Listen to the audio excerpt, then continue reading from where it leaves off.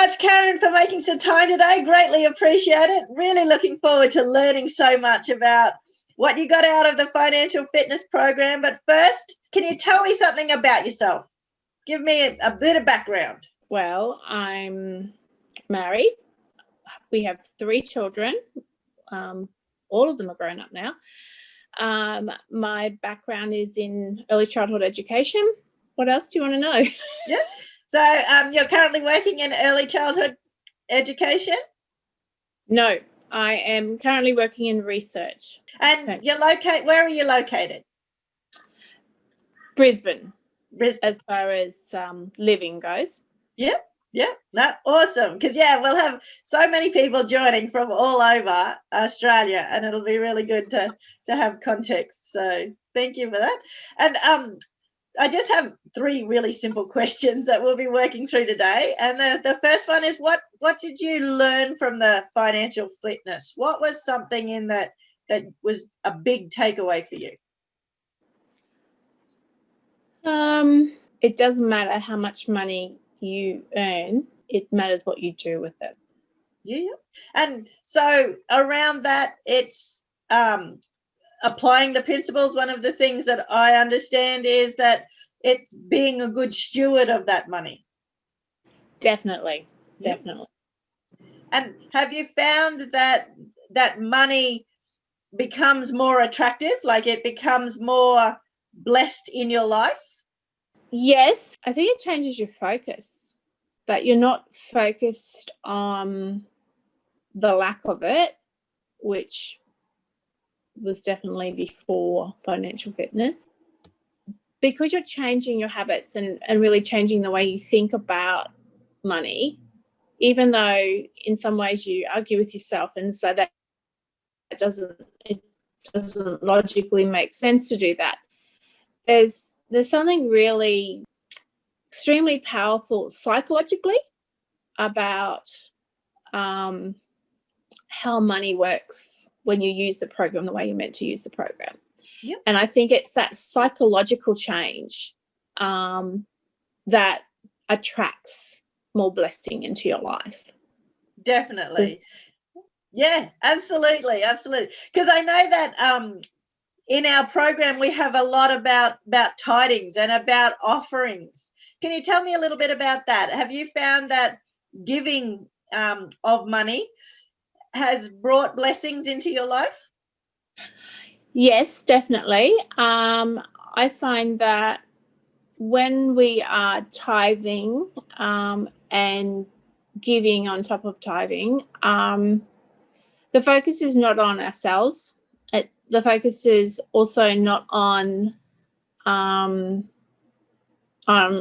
own needs. The focus is instead placed on others, and because you change your focus, your energy is different and your outlook is different.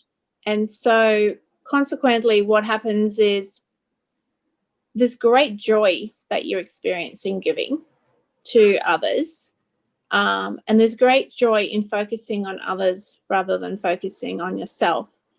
And the serendipities of that are that because you're not focusing on yourself, somehow miraculously, if you want to use that word, other things seem to fall in place because you're not fixating on a sense of lack. Yep. Absolutely. Because I know for me, I found that having the abundance and changing my focus onto what I don't have, onto what I can do, made a massive difference on how I felt about the money and how I represented that money out into the world, doing good things. Definitely. Because that was definitely a big challenge I had. How can I give from a bucket, as my husband would always say, that's already empty? How can I give from a bucket that there's nothing in the bucket? And I had to look at my bucket. Well, there's actually money in there. It's just going to different things. So how can I rework those things so that I can give? And I found that important. Too, giving from the top instead of giving from what you have left, because if you give from the top,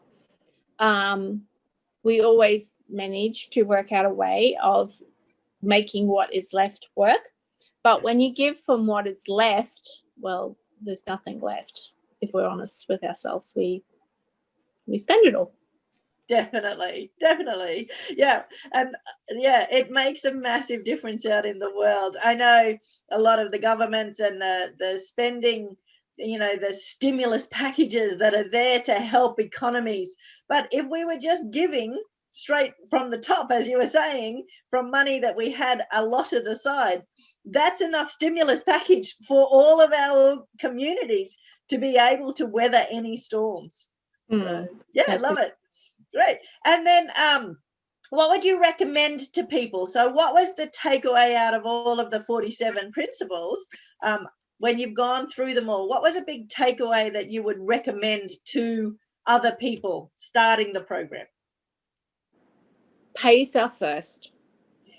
It's always the hardest, isn't it? Because you can rationalize and go, oh, but I can pay this bill off quicker and that'll save me interest. But you don't, because you don't. And I've had this discussion with my youngest daughter, who has partially done some of the teenage version of the program.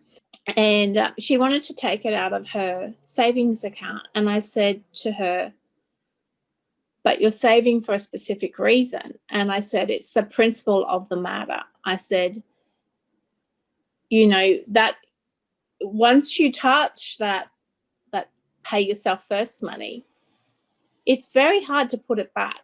Definitely. But it's much easier to discipline yourself to make all the other things work after you've paid yourself. Yeah, absolutely. We can, and I know in our family, we can always find a way to pay other bills because we're highly motivated. But I was really struggling with paying myself first. But all of these other people are calling me and they're screaming at me and they need this money. And the value that I had on me wasn't there. So when it came to pay yourself first, it's like, but these other people. And yet I was always able to pay them because I was highly motivated because they were yelling at me. So increasing that income, making it and finding a way, creative solutions. My husband has found money on the street. He's found collecting cans. We've found incredible ways to make it work. And some of them are very much not glamorous at all. But it was what we needed to do to get through that rough spot, to get through that to the other side. And when we're on the other side, we don't have to do those horrible things anymore. No, that's good. Yeah. Awesome. Is there anything you'd like to add to anybody, to any of the conversations? What would you like to say to our viewers out there? Don't argue with the book. Seriously, don't argue with the book. It works. You can argue with the book when you're out of debt. Yeah. But until you're out of debt and until you're in the financial position you're in, I would say just do what they say, because in all honesty, every time I argued with the book, I went backwards financially. And every time I swallowed my pride and admitted that I really didn't know what I was doing, because if I did, I would not be in this situation. So when I accepted that they were right, and it's a psychological thing. It really is a psychological thing. When you see that money growing in your account, that is just such an incredible feeling. When you pay off debts, that is such an emotional experience. And when you give out of your abundance, instead of out of what is left over, that is such a fulfilling and rewarding experience. And the opportunities that then open themselves up to you, to your family, things that you would never have been able to consider doing before because you hadn't disciplined yourself financially, or you didn't know how to discipline yourself financially. This will give you all the right information and all the right tools to do it. And I love the fact that they encourage you to revisit it, because let's face it, when you pay off a debt, you need to set a new financial goal. You know, when you achieve something, then you set a new goal. And because if we don't, we then tend to go backwards. So I just like the fact that we are encouraged to revisit it every so often, and every time our financial situation changes, or every time we meet a financial goal, we revisit it, because we need to reset those and look at where we're going now. So yeah. And I love it with the mentoring, and hindsight's always a great thing. After you've learnt the principles, and then you can apply it easily, but going through it, I know for me, I was like, that doesn't make any logical sense. Why would I want to do that principle? That's just difficult, and it's uncomfortable, and I don't want to do it. But you're exactly right. When you look at it backwards, you go, oh, of course, that made all the difference. It does make all the difference. And probably the only other thing I would say is, it's not just the mentoring and all of that, although that is really, really incredibly helpful. It's all the other things too, like that 10% account that they recommend in the book. In times like now, in times in great uncertainty, in times when you lose work for either health reasons or COVID reasons, knowing that we have a 10% account, which I actually had forgotten about that we have, because you just this is a great feeling. It is so good. And so for us personally, with Bill having some health issues just recently, knowing that we have that 10% account, we don't have to worry. Like, we don't have the worry of finances in the same way that we would have had if we didn't have it. Definitely, yeah. I was talking with Kevin, my husband, about it, and I was saying, you know, that feeling when you go, oh, we have this massive bill, how are we going to pay it?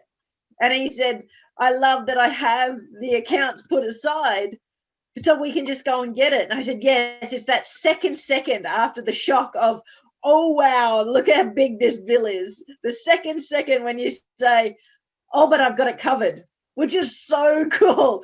I've spent so many nights awake thinking, how am I going to find this money? Where is it going to come from? How am I going to make it miraculously appear that I need it right now? If I've already got it planned aside and made sure that we've put it in place with the targeted savings and the 10% and making sure we're implementing those, even if that compounding just is $5, but that compounding coming in every week, every month, it builds and builds and builds. So when you do have those times for those bills, you know that you've got a backup plan, which is so important. Yeah, it's very important. It's so relieving, actually. Yeah. Lovely. Well, thank you very much for your time, Karen. Greatly appreciate it. I'm sure all of our viewers will love hearing from you. Thank you. Okay. Thanks, Sarah.